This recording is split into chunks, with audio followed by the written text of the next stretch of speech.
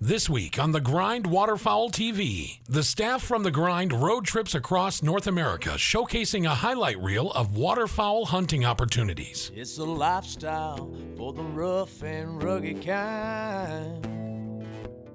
The tougher the game, the longer the pain, the better the ride. We do what we can to stay ahead, cause the modern world wants us left for dead. You better believe as long as we breathe, the sun's gonna rise. We dig real deep, try a little harder, buckle down tight, go a little farther so we can look back and be proud of what we've done. Sometimes we gotta work under the gun, don't sweat the battle, make sure the war's won. Keep on keeping on, cause the bottom line, it's a labor of love we call the grind. The Grind is brought to you by Lucky Duck Premium Decoys, Masters of Deception, Dakota Decoy, Premium Gunning Decoys for demanding hunters, Wild Ear, Custom Fit Hearing Enhancement and Protection, Rio, the official ammunition of The Grind Waterfowl TV, Pro Drive, shallow water outboards, authentic Wyoming high mountain seasonings, Sitka, specialized outdoor wear and equipment, Delta Waterfowl, the Duck Hunters Organization, and these fine sponsors. Coming from South Dakota, I grew up on the Missouri River. Vermilion sits right on the Missouri River. I had my own boat with a 9-horse Johnson motor from the time I was 7 years old. Drove my mother nuts. My dad got me this boat.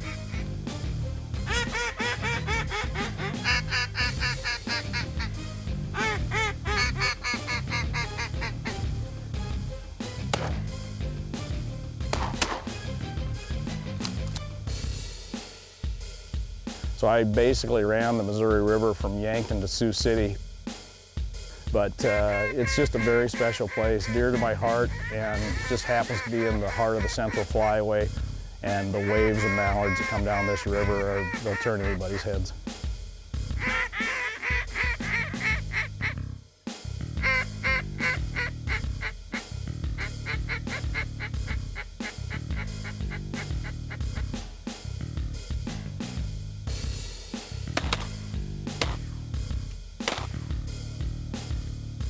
We had kind of a calm morning, calling for some wind to come up, but right now we have no wind, just a little breeze. So we're gonna put out some Lucky Duck quiver magnets just to put a little bit of ripple on the water, just to help out. Give us a little motion. We got the spinning wings going. This will give us some ripple on the water. The Missouri River, I would say, is definitely a capstone to the Central Flyway. I mean, it's all the way into Montana. It comes into North Dakota and down in through South Dakota. I mean, you know, these birds follow this river, and just through the prairie pothole region and everything that it provides to the birds is amazing.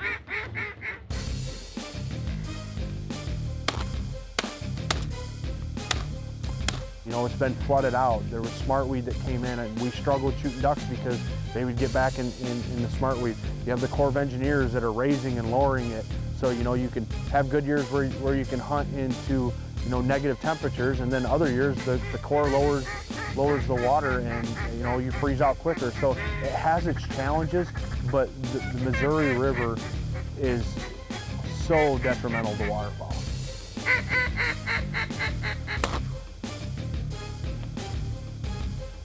One of the highest points that I had on that hunt, again, this goes back to just more than killing.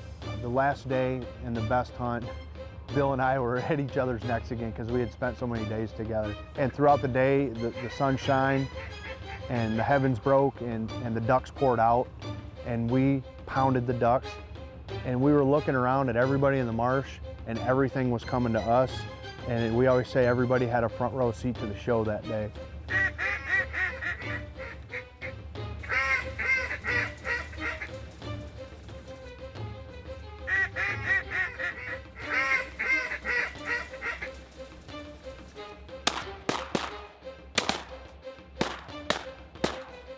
And the experiences and the laughter that we shared that day, I wouldn't change it for the world. And at the end of the day, I found out I was going to become a dad. So one of the hunts that I always dreamt about doing, and I actually did it 10 years ago, was went out with pit boss Jeff Coates out on the eastern shore there and do some sea duck hunting. Unfortunately, when I went out last time, he was actually hunting in the bay, and it was really calm, 70-degree day out. The Grind, Waterfowl TV in Maryland. I went out there with my dad and one of our good friends and my brother-in-law. When we went out there, unfortunately, just as hunting does, the weather changed. It got really warm out, and we didn't really do well shooting, and that's not Jeff's fault at all. It was just the weather. I'm thinking we got some scoters on tap for this morning. It's windy though. Then again, last year we actually had the opportunity to go back out again with Jeff. He invited us to come back out. Myself, Bill, and Zach from Wild Deer went out there last year, and sure enough, the weather was right. The birds were right. The shooting was a challenge. Bill was more of a dinger than me on that kind of stuff, but I think that's because he was in the front of the boat, so we put the old man and gave him the best shooting. But you know, we had a great time out there. Jeff is first class.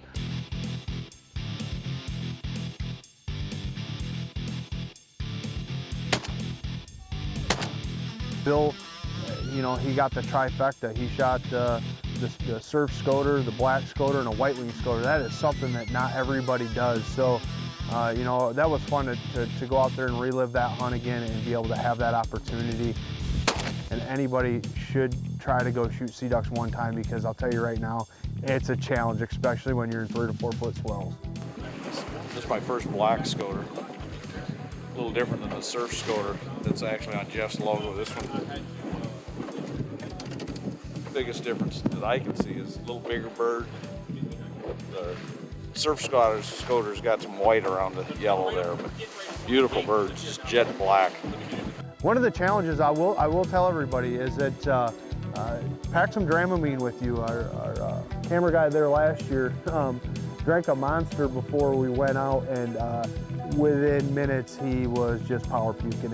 And it's funny, you know, but after that he got some medicine and we were good to go. But it is a challenge. It's a challenge. It's not for everybody. If you're not a diver hunter and you never hunted sea ducks, make sure you're not getting loaded up the night before at hunting camp or anything like that.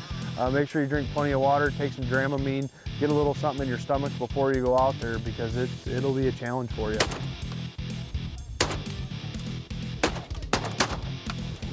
You know, here's what every decoy maker tries to do, but you just can't do it. I mean, you can't duplicate Mother Nature's colors as much as you try. I mean, there's every shade of tan and brown in there. It's just beautiful.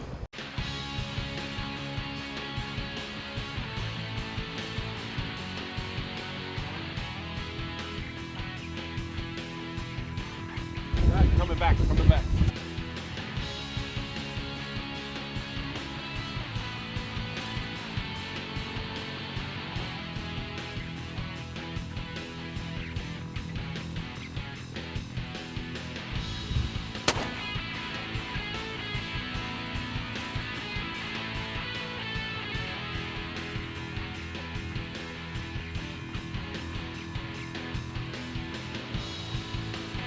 That's a mounder. Oh, look at that. That's a beautiful bird. It's good stuff. He dove right away on me, so that was kind of tricky, trying to figure out where he was going to pop back up. And popped right back up, back in the decoys, and I was able to finish him off. So it's good. Bill netted him with the South Dakota walleye fishing skills, and yeah, it works out.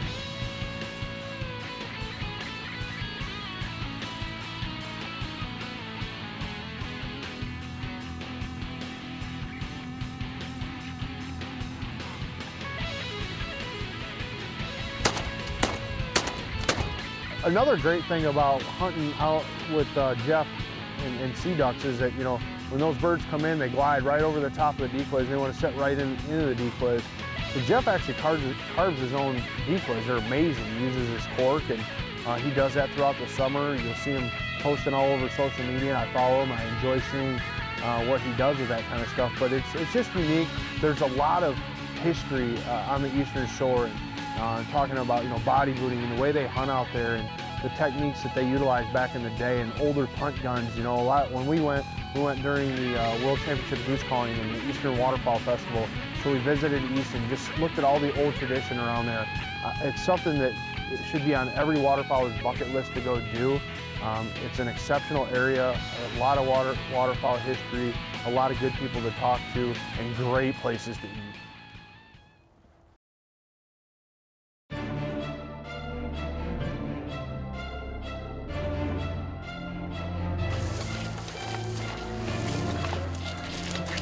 One that sticks out in my mind was when we went to the Front Range of Colorado with JD and Luke from Last Pass Outfitters, and we'd been struggling a little bit. Everything was froze up. We couldn't find open water. Well, one day we found a lake, frozen lake, and set up on the edge of this lake, just kind of in the grass along the lake, and put out a big wad of decoys on the frozen lake, and the birds were just bombing down to us. It was incredible.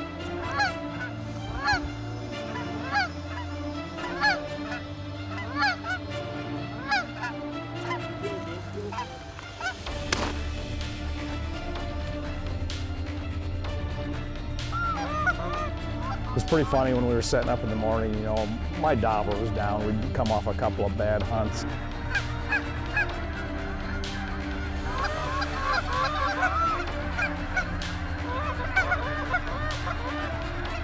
I've never had any luck hunting on ice. There was no open water, and JD and Luke had all the confidence in the world. And as we're putting decoys out on this ice, I'm thinking, yeah, here we go.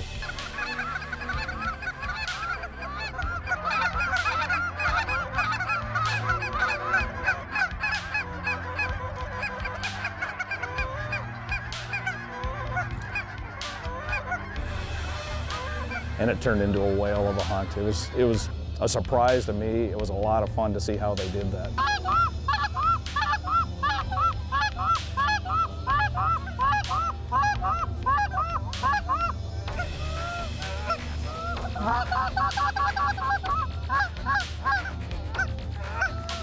Kill him, Bill. Kill him, Bill.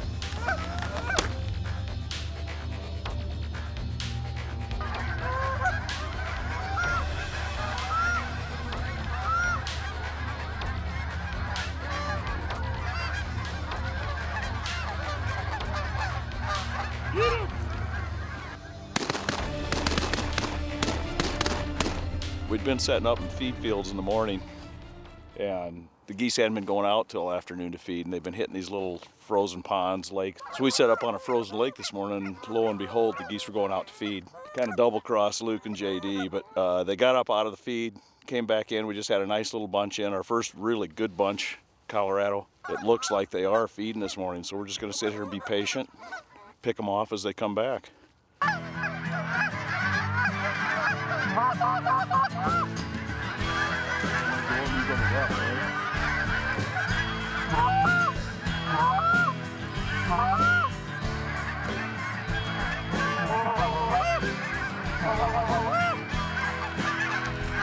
Get him!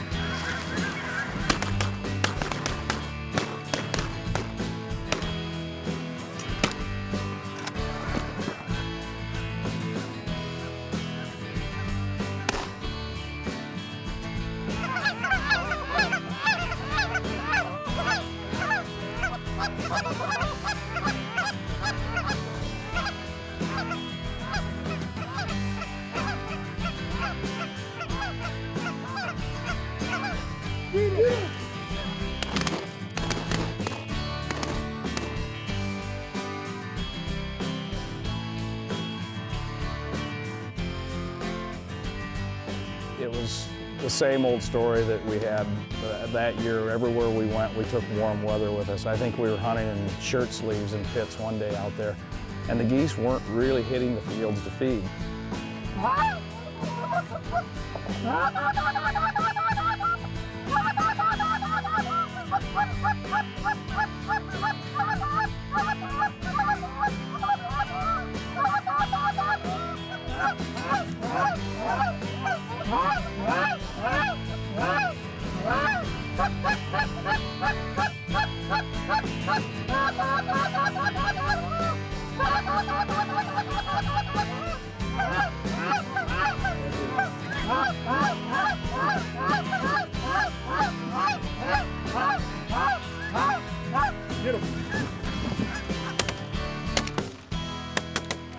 So this lake they found that was frozen was really just a stopping point between two roosts. So what we did was we set up between two roosts, and as these geese were basically just jumping back and forth, we were able to pull some of them in.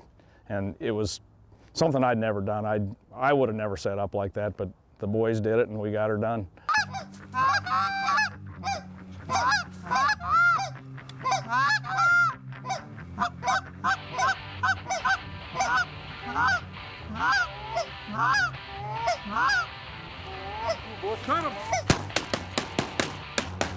We're winding up day 3 morning here.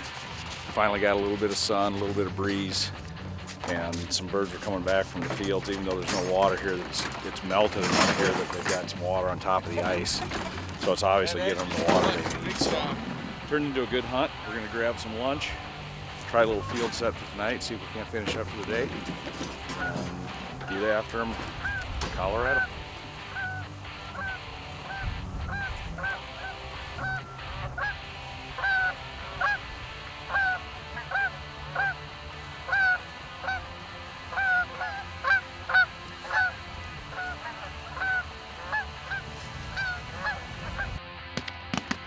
Well, good things come to those who wait. We finished up day 3 here, the Front Range of Colorado with Luke and JD and Last Pass Outfitters. We did an ice shoot this morning, so we came out here this afternoon, set back up. We were patient. Here came the birds, and it's just one of those crazy things. They hadn't been feeding hard. We weren't sure if they'd hit the cornfield or not, because they've been hitting dirt fields just because they aren't needing the carbs. So we were real patient. The boys got us on the birds, and once again, we had a great shoot here with Luke and JD. They do this for us every January. Colorado Front Range is a great place to come late in the year. I mean, when most people aren't hunting, these guys out here are slamming Canadas. So give them a call. Super guys and great hunting.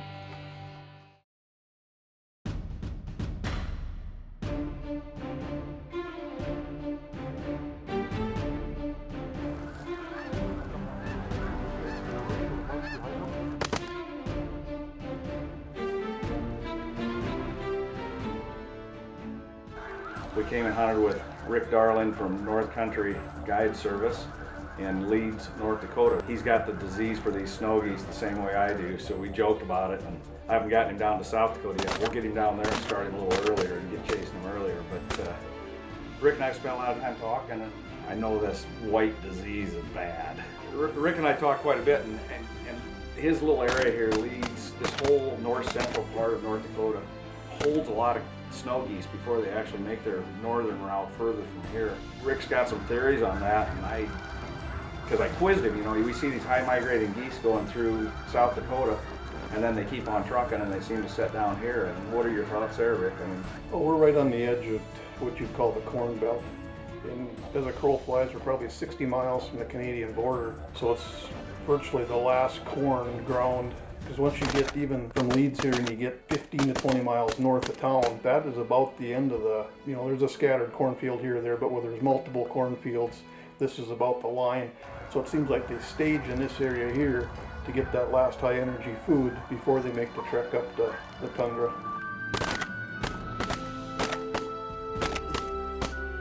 And like I said earlier, Rick's got the disease, and we'll be chasing snows, I'm sure, again in the future. And I watched him 2 days ago. He was running the office. His bosses were away at Frozen 4, and we had a good snow goose shoot going. And we'd have a volley of birds, and I look at Rick, look at his watch, and I know the feeling, because it makes you make the rational decision. He wanted one more volley. You shoot, you look at your watch, and well, if I run back, I can make one more punch here now. Exactly. It's been a fun time. It always is when you guys show up in town, and you know, like this week here when you showed up, we had a big push of the adults, you know, a few weeks ago when the temperatures really rose, and then it got a little cold, and the migration really slowed down. Now we're kind of at the, you know, maybe the tail end of the adults, and the juveniles haven't really gotten to this area yet.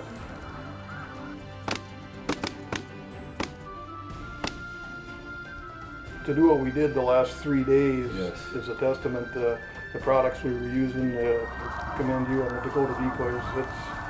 That proved that with quality gear that you can kill the adult birds in the spring.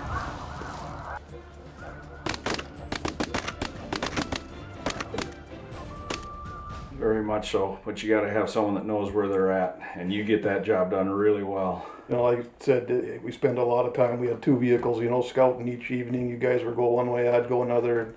You can have the best equipment that money can buy, but if you're not where the birds are at, it doesn't do you any good. Very true, very true. Visit our website, www.thegrindwaterfowl.com, where you will find past episodes as well as tips and tactics from the boys here at The Grind. Follow The Grind on Facebook, Twitter, Instagram, and YouTube.